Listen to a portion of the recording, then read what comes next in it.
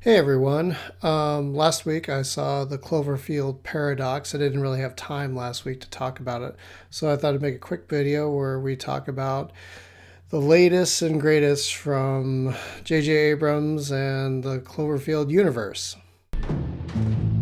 Three.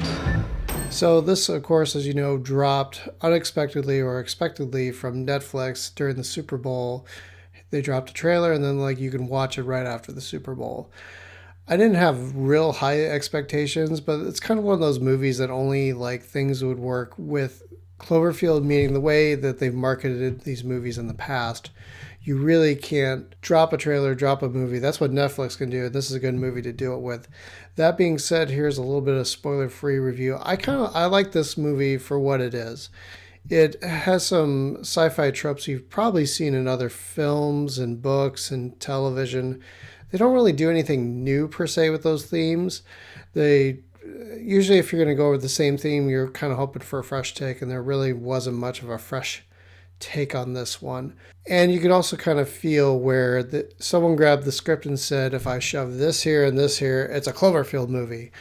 And they're right, it is, for better or for worse. But at the same time, the movie does answer a lot of questions you may have had about the first Cloverfield movie, and also kind of sets it up. If they want to do 4, 5, 6, 20 more of these Cloverfield movies, they can, because now they've kind of set it up as more of an anthology series that they've kind of been talking about ever since the second one.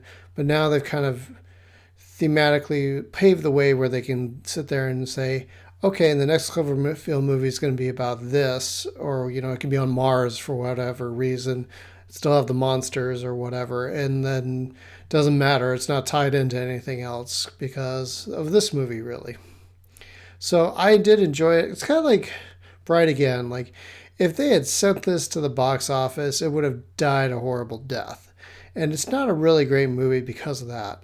The cast is phenomenal. You're going to see some people you might recognize from a lot of other things. One of my favorite actors from the IT crowd is in there. It's always great to see him. He does a little comic relief. Other than that, once again, if this had come out in the theaters, people would probably be like, pfft. But since it's on Netflix, we of course watched it and then I kind of move on with my life or sit here and make a video about it. But there's really not much more to say than if you want to have a moment, if you're a fan of Cloverfield, you probably should watch this because it does do Cloverfield some justice. But as a sci-fi, if you're just I like science fiction, I really haven't seen the other Cloverfield movies, do yourself a favor, don't watch Cloverfield 3, go watch the second one. Because the second one is a true master of horror and confinement, and it's just really well done.